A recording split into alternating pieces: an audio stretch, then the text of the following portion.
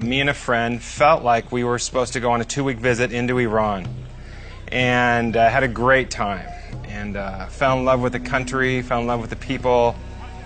While we were leaving the country, it was crossing the border. We hand in our documents to be stamped out of the country, and we didn't get them back.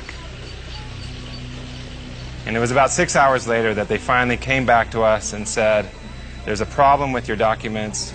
And the reality is that I had dealt with before I went, like, what if you have a problem? What if there could be complications being an American?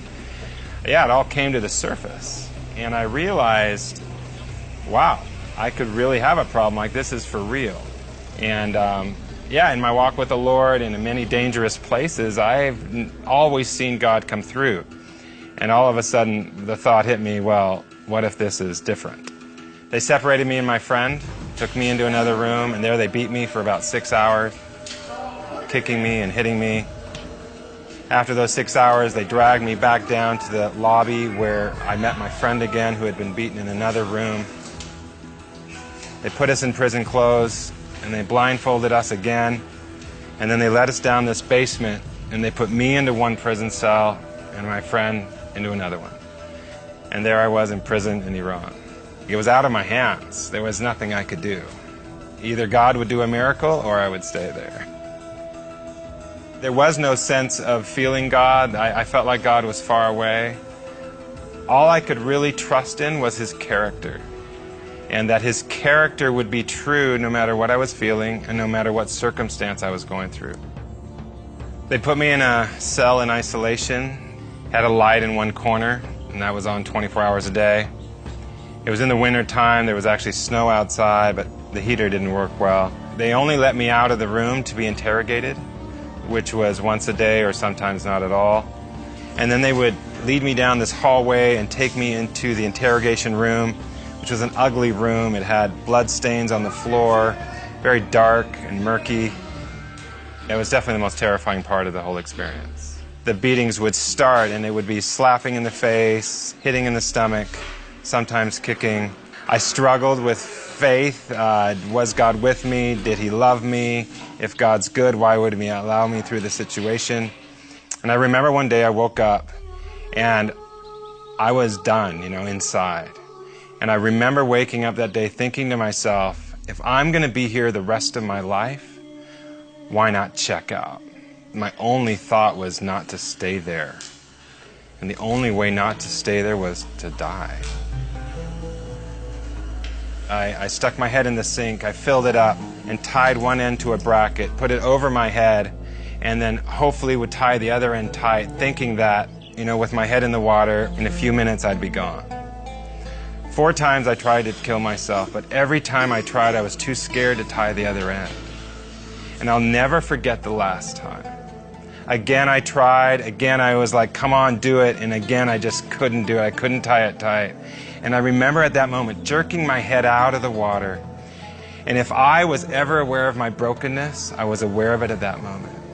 And I remember falling down on the ground, and I was broken. And if I was ever aware of my shame, I was aware of my shame at that moment.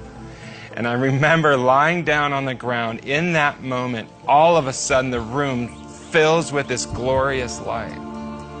And I turn around to see what's going on, and there is Jesus. And He's standing in front of me with this big grin and smile on His face. And it was at that lowest point that He met me. And He looks at me and He stretches out His hands and He puts them underneath me like this. And in the vision, as I see Jesus, He looks at me and says this. He says, Dan, I love you, and I promise to carry you through this time.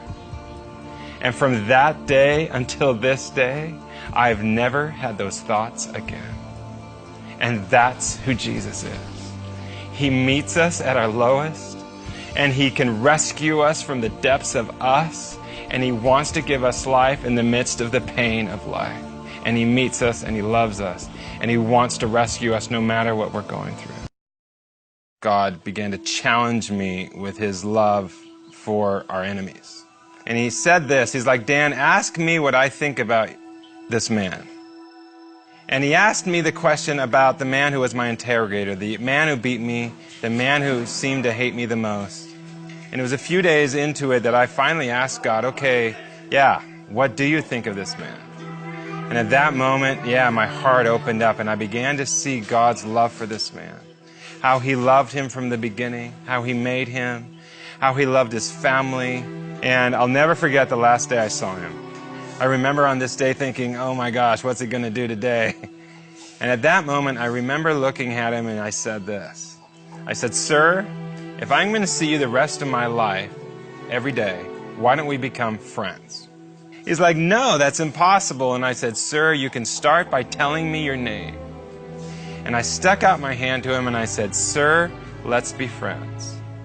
And as I stuck out my hand to shake his hand, he just stood there and he froze. And after a few minutes, he started to shake. And then all of a sudden, I saw his hand creep towards mine, and he shook my hand. And as he's shaking my hand, I saw these tears start to roll down his face. And for about 10 minutes, he just shook my hand, and tears streaming down his face. And he finally looks at me, and he says this. He's like, Dan, and he calls me by my name. My name is Razak, and I would love to be your friend. And it caused me to see that there is no heart too hard for Jesus.